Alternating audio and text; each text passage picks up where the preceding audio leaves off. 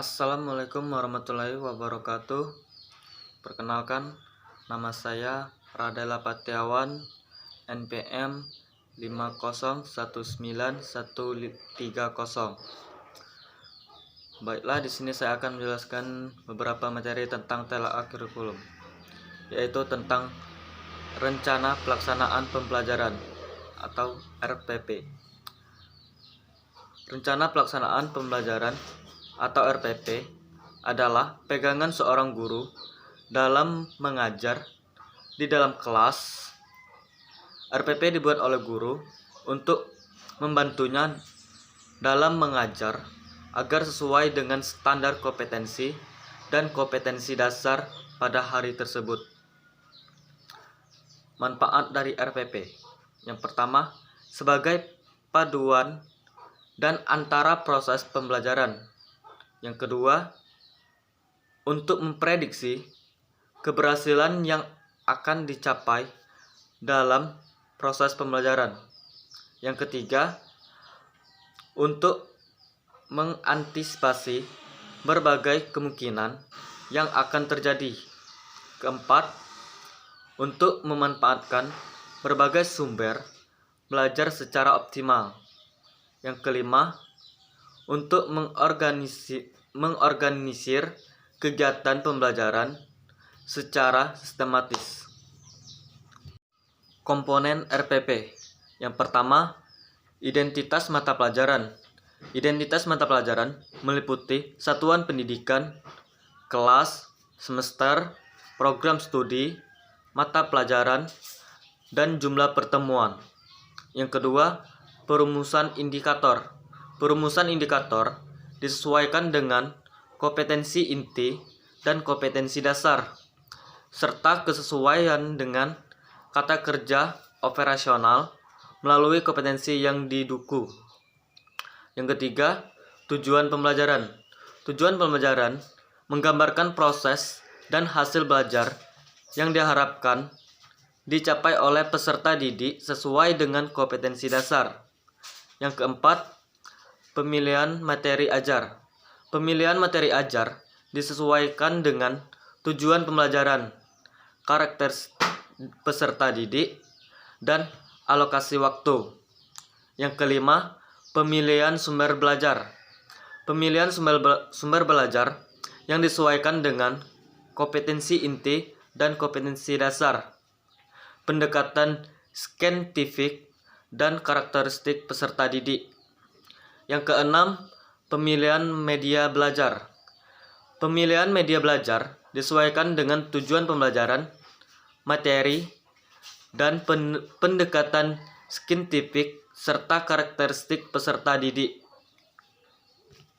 Ketujuh, model pembelajaran. Model pembelajaran disesuaikan dengan tujuan pembelajaran dan pendekatan saintifik.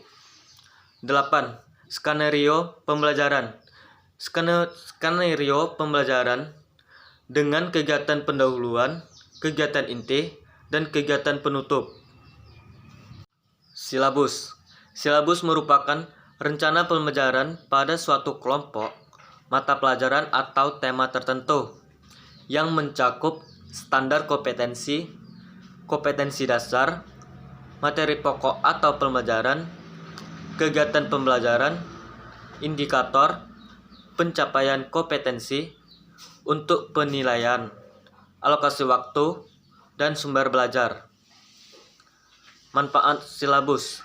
Silabus bermanfaat sebagai pedoman pengembangan perangkat pembelajaran lebih lanjut, mulai dari perencanaan, pengolahan kegiatan pembelajaran, dan pengembangan penilaian. Langkah-langkah pengembangan silabus. Yang pertama, mengkaji standar kompetensi dan kompetensi dasar.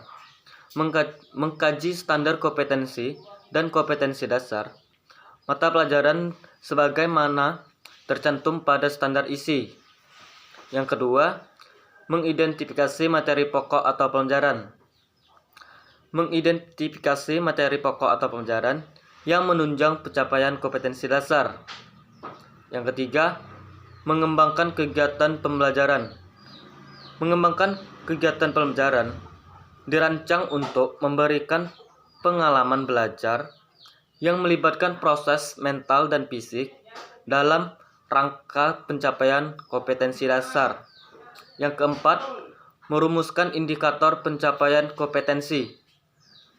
Indikator merupakan penanda pencapaian kompetensi dasar.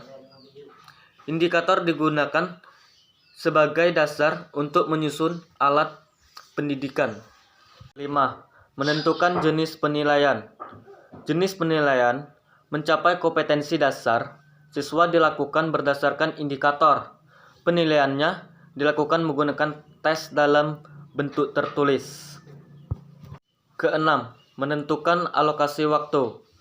Penentuan alokasi waktu pada setiap kompetensi dasar didasarkan pada jumlah efektif dan alokasi waktu mata pelajaran per minggu.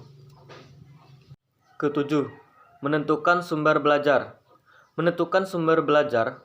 Penentuan sumber belajar didasarkan pada standar kompetensi dan kompetensi dasar, serta materi pokok pembelajaran, kegiatan pembelajaran, dan indikator pencapaian kompetensi.